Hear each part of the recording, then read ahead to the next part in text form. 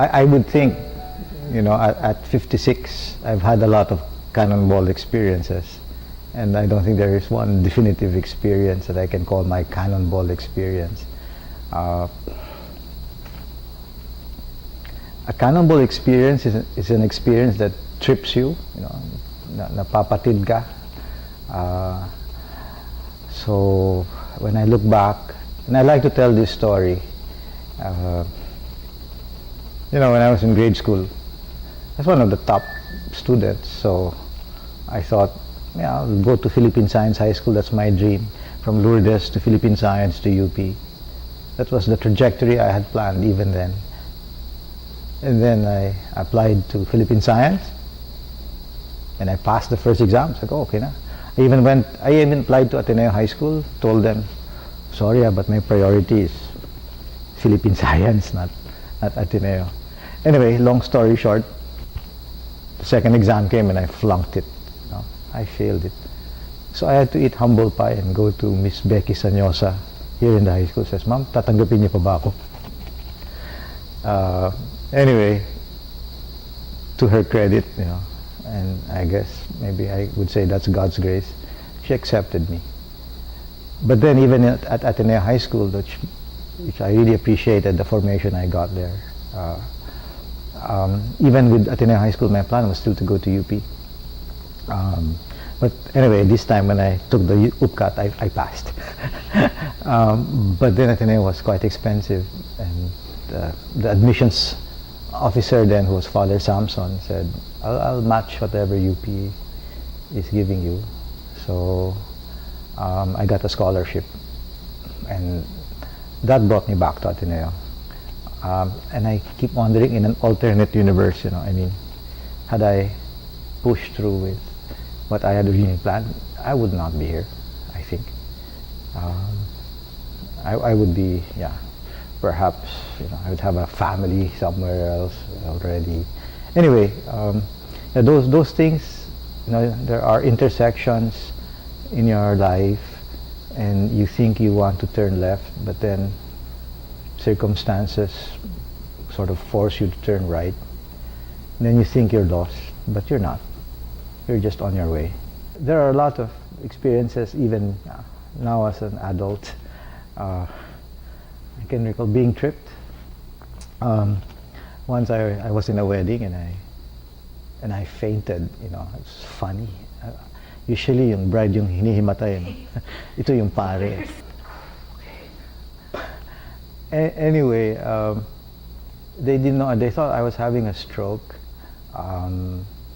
But it wasn't a stroke. We could only find this out later. The tests were all okay.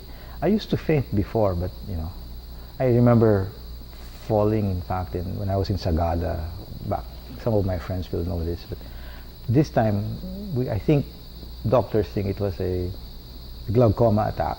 I could have gone blind actually. But when it was happening, I was even smiling. Said, God, what a way to go. I said, this is it. This is it. Am I going? While they were bringing me from Tagaytay, was it, or Nasugbu to the hospital. It was a long ride. I don't know. I was throwing up along the way, but I was lying down in the car. But after that, in a sense, I was crippled. I could not walk. Actually, I had to use a cane, and for about 2 weeks.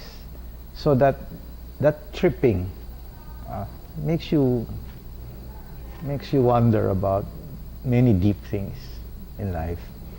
This was when I was just beginning to be a president of Savior, and it was so humiliating and embarrassing. I said, kasi simula ko pa lang, ito na, and I still have 6 years ahead of me. And this is already who I am, what I am. I'm already, ano yung Tagalog term? Baldado, crippled. So it was humiliating. But at the same time, it was very, very strengthening. Because then you ask, who do you depend on? Who are you leaning on? And then that's when I realized life is so vulnerable. We think we're resilient. It's hard to actually kill a person. I mean, if you stab a person several times, the person doesn't die immediately. But that moment made me think, God, we're hanging on a thin thread. And God can just cut that thread. Or someone else can cut that thread and you're gone. That's it. That vulnerability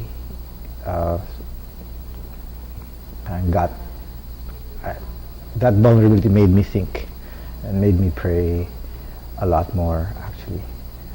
What is the point of all this, this journey? We tend to take it for granted that we'll live up to what, 90, 80? I'd like to go around 80, maybe. I don't know if that's possible. In the many instances when I've had to anoint people, coming home sometimes I ask myself, gosh, I'd like to die. If I'm going to die, and I'm going to die, I'd like to die peacefully, not with so many things attached, not with a lot of pain. But that's not our choice, right? And so my only wish is that if I die, if we all die, let there be fullness, that we've lived a full life. And I think that's the one that will give me serenity as we face that last door that we have to go through. So anyway, these cannonball experiences, these instances, these events have shaped me into who I am today. Life is something that I cannot just take for granted, and that I have to live this life to the full, any chance I get. I hope I bring that with me while I lead the Ateneo de Manila, and I wish that this is something, this fullness is something that I can share with the young ones who are under our care, also in the Ateneo as an institution itself. So I pray for more cannonball experiences for you, for others, for those who are on this journey of loving Christ and expressing that love in their commitment for others.